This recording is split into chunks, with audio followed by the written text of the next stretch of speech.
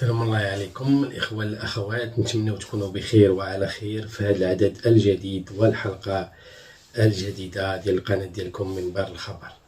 إذن إخواني أخواتي، كيف ما كتعرفوا دائما متابعة لمستجدات الأحداث، هذه الحلقة إن شاء الله ولا هذه المادة الإخبارية غادي نتكلموا لكم على بعض المواضيع اللي كانت ديال آخر الساعة. إذن يوم أمس كان هناك زيارة كانت هناك اجتماع للجنة العليا المشتركة المغربية البلجيكية، وما ترتب عن هذا الاجتماع العالي وما ترتب عن ذلك سوف إن شاء الله ندرجه في هذه الحلقة ونحاول أن نحلل هذا اللقاء. انتصار عريض للمنتخب الوطني للفوتسال. المنتخب أو أسود الفوتسال تمكنوا من أن يهزموا زامبيا ب 13 هدف للا شيء، وبالتالي التأهل إلى النصف النهائي. في هذه الحلقة كذلك غادي نشوفوا أسعد الشرعي اللي كيحاول أنه يقوم بزيارة إلى الجزائر. إخوان الأخوات، نتوما كتابعوا هذه الحلقة بطبيعة الحال فضلا وليس أمرا، دائما نذكركم بالاشتراك. لو كنتم مازال ما اشتركتوش معنا في القناة فعلوا جرس الإنذارات باش يوصلكم أي جديد، بطبيعة الحال التعليقات البناءة باش نزيدو نطوروا من الأداء ديالنا. ندوز مباشرة إخواني أخواتي إلى التفاصيل. بأن الحق معنا، بأن الحق سبحانه وتعالى معنا وراءنا وأمامنا وفي جانبنا. إذن يا إخواني أخواتي، كيف ما قلنا في الموضوع الأول غادي نتحدثوا على الزيارة البلجيكية بطبيعة الحال، أولى العقد اللقاء البلجيكي المغربي العالي المستوى. بطبيعة الحال هذه اللجنة المشتركة اللي وقعت مجموعة من الاتفاقيات قضائية وكتخص الطاقة المتجددة.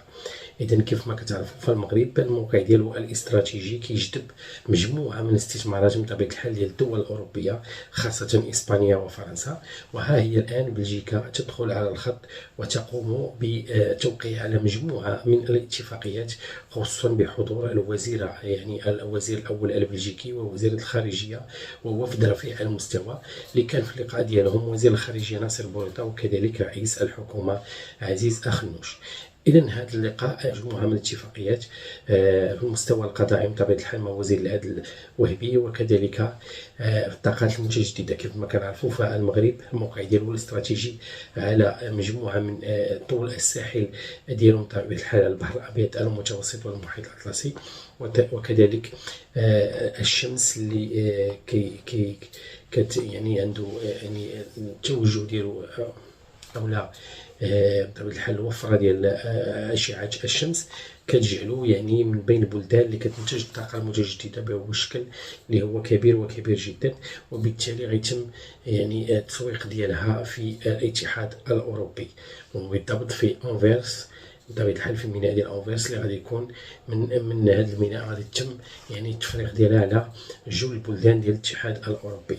كيف ما قالت أن وزيرة الخارجية بأن المغرب كيحظى بواحد المكانة كبيرة وكبيرة جدا اللي القرب ديالو من أوروبا والموقع الجغرافي والاستقرار بطبيعة الحال السياسي اللي كاين في المغرب. إذن بطبيعة الحال فهذا اللقاء أيضا تناول المسألة ديال الصحراء المغربية، ولا سيما في اليوم في مجلس الأمن غادي تكون هناك لقاء ما بين المعنيين بالامر شرذمه البوليزاريو بطبيعه الحال والمغرب ومجموعه من المتدخلين باش غادي يشوفوا يناقشوا المواضيع اللي كتخص الصحراء المغربيه. فالصحراء المغربيه كما كتعرفوا الشروط اللي وضعهم وزاره الخارجيه المغربيه اللي دي مستوره فهم واضحين، الحكم الذاتي بطبيعه الحال ولا عمل سياسي حتى وقف النار بواحد الشكل اللي هو قطعي لشرذمه البوليزاريو. فهذا اللقاء البلجيكي المغربي أكدت بلجيكا بأنها ملتزمة بالقرار المغربي اللي كيتأيد بطبيعة الحال الحكم الذاتي، وكتشوفوا بأنه ذو مصداقية وهو اللي غادي يمكن الأطراف أنها تقبل به. إذن هذا أخواني أخواتي بالنسبة للموضوع الأول.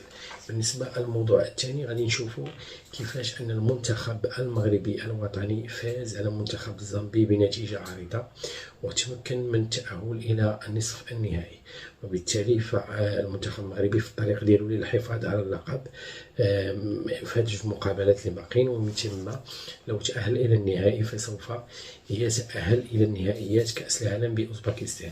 فالقوة ديال المنتخب الوطني التقنية بطبيعة الحال جعلته يعني يبان بواحد المنتخب اللي هو عالي يعني في التقنيات وعالي من يعني صعب جدا أن شي منتخب يفوز عليه، وكنتمنوا ليه حظ موفق خصوصا بالقيادة ديال المدرب المخضرم هشام الدكيك.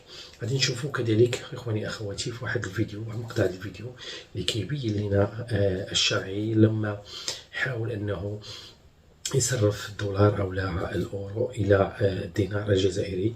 بطبيعة الحال اول مشكله كيلقاها وهو ما لقاش الدينار الجزائري، وقال بان هاد الرحله غادي تكون صعبه، وبدا يتوادع مع المحبين ديالو وما الى ذلك في مقطع الفيديو اللي غادي ندرجوه لكم في هذه الحلقه بطبيعه الحال، ومن بعد رجعوا للتفاصيل. Is that the same company? Yeah. They said no. Yeah, we don't have any, sorry. Okay, thank you. Sorry about that. والله معضلة. دينار قال دينار قال ولا محملة دينار واحد. يا جماعة كيف نشتري في هذا البلاد؟ والله العظيم انها معضلة موضوعية. واحد يسعفنا يا اخواننا في الجزائر، اتقوا الله يا اخي، نعطيكم انا. واحد يسعفني في المطار، الله يرحم لكم الوالدين. نعطيكم $1000 أو 1000 يورو تصرفوها لنا بالفلوس ديالكم يا أخي. إنا لله وإنا إليه راجعون. خلوني أشوف لي كرسي.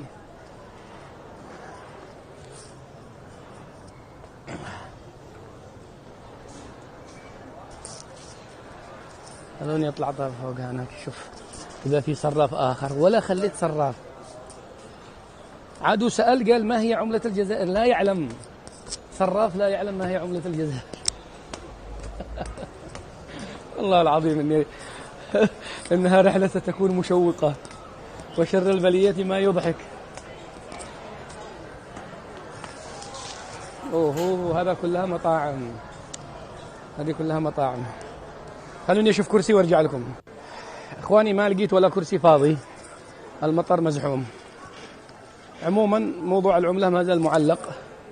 أنا أناشد أي أخ جزائري يريد يحول لي فلوس يتواصل معي عبر إذن كيف ما شفتوا إخواني أخواتي، فأسعد الشرعي هذا المؤثر اللي خلق يعني جو من الشك بطبيعة الحال في المطار لما أراد أن يقوم بالصرف ديال الدولار أو لا الأورو إلى الدينار، ولم يتمكن من الوجود ديالو في مطار مانشستر، وهو متوجه للجزائر. يعني الدينار الجزائري لا يوجد في أي بلاد، وبالتالي كيطلب من بعض الجزائريين أنهم يجيبوا ليه الدينار إلى المطار، وبأنه في هذا الفيديو كذلك توادع مع المحبين ديالو لأنه متوجه لبلاد العسكر الجزائري، لا سيما أنهم يقدروا يعتقلوه في أي لحظة أو لا يبقى عليه أي مكروه. إذن إخواني أخواتي جئنا للنهاية ديال هذه الحلقة. بطبيعة الحال نذكركم إن شاء الله بالاشتراك معنا مرة أخرى في القناة باش تزيد تكبر العائلة. بطبيعة الحال ضغطوا على زر الإعجاب باش يوصلكم أي جديد، والتعليقات البناءة مرحب بها باش نزيدو نطوروا من الأداء ديالنا. دمتم في رعاية الله، وإلى حلقة قادمة بحول الله.